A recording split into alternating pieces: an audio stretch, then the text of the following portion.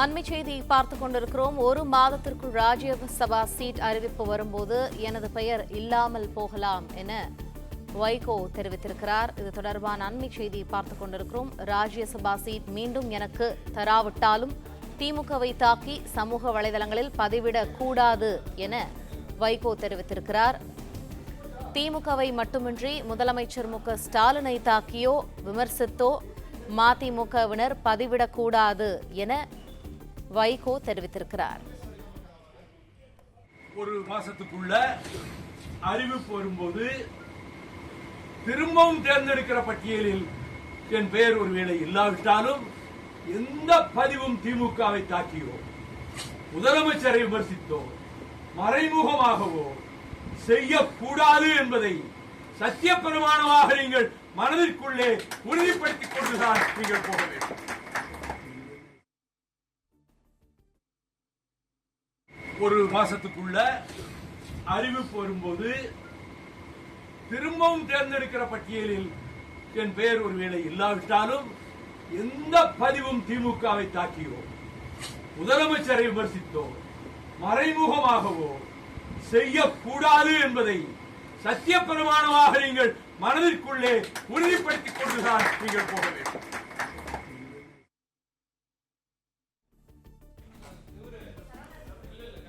Rajya Sabha seat மீண்டும் எனக்கு தராவிட்டாலும் திமுகவை தாக்கி சமூக வலைதளங்களில் பதிவிடக்கூடாது என வைகோ தெரிவித்திருக்கிறார்.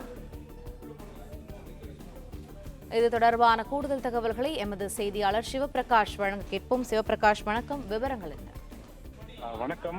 மதிமுகவை பொறுத்தவரையிலும் தற்போதுதான் கட்சிக்குள் நடந்த அந்த உட்கட்சி பிரச்சனைகள் தீர்ந்து ஒரு வழியாக அந்த ஒரு புயலானது அமைதியடைந்திருக்கிறது. இப்படிப்பட்ட சூழ்நிலைதான் தற்போது வைகோ அவர்கள் ஏப்ரல் 12ஆம் தேதி நடைபெற்ற அந்த தொழிற்சங்க பொதுக்குழு கூட்டத்தில் பேசிய வீடியோவானது அவர் கட்சியினரிடையே தற்போது தொடர்ந்து பரவி வருகின்றது.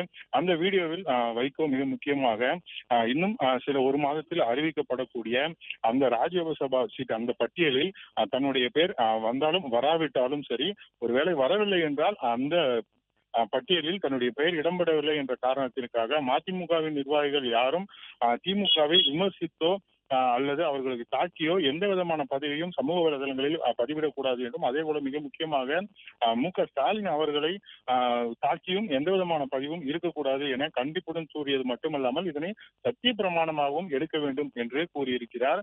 இதை தொண்டர்களிடையே மிகவும் எமோஷனலாக பேசிய வைகோ கலைஞர் அவர்களுக்கு மு.க.ஸ்டாலின் அவர்களுக்கு நான் பக்கபலமாக இருப்பேன் என்று உறுதியளித்திருக்கிறேன், எனவே அந்த உறுதியை காப்பாற்ற வேண்டும் என்றும் கூறியிருக்கிறார். இந்த மதிமுகவை பொறுத்தவரையிலும் தற்போது ராஜ்யசபா எம்பியாக இருக்கக்கூடிய வைகோ அவர்களின் பதவிக்காலம் முடிவடைந்து தற்போது புதிய அவர்களுக்கான பட்டியலை திமுக அறிவிக்க இருக்கின்றது. அந்த பட்டியலில் தன்னுடைய பெயர் இடம்பெறும் அல்லது மதிமுக சார்பாக வேறு யாராவது இருப்பார்களா என்பதுதான் மதிமுகவினரிடம் தற்போது மிகப்பெரிய ஒரு கேள்வியாக இருந்து வந்தது. அப்படிப்பட்ட சூழ்நிலையில் வைகோ இப்படி பேசியிருப்பது அந்த பதவி ராஜ்யசபா எம்பி பதவி வேண்டாம் என்ற முடிவில் இருப்பதாகவே தற்போது அவருடைய தொண்டர்கள் கருதுகின்றனர். இதற்கு பின்னால் வைகோ அவர்களின் வருகின்ற சட்டமன்ற தேர்தலில் தற்போது இந்த ராஜ்யசபா எம்பி பதவியை விட்டுக் கொடுப்பதன் மூலமாக சட்டமன்ற தேர்தலில் தொகுதி பங்கீடு பேச்சுவார்த்தைக்கு செல்லும் போது அதிகமான தொகுதிகளை பெறலாம் என்ற ஒரு எண்ணத்தில் இருப்பதாகவும், கடந்த 2006ஆம் ஆண்டு இதுவரையும் அதிகபட்சமாக அவர்கள் எம்எல்ஏக்களை அனுப்பியிருந்தனர். இந்த வகையில் இந்த முறை கிட்டத்தட்ட 10 எம்எல்ஏக்களுக்கு மேலாவது நாம் சட்டமன்றத்திற்கு தேர்ந்தெடுக்கும் வகையில் நாம் செயல்பட வேண்டும் என்ற ஒரு எண்ணத்தில் இருக்கிறார். நன்றி சிவபிரகாஷ் தகவல்களுக்கு.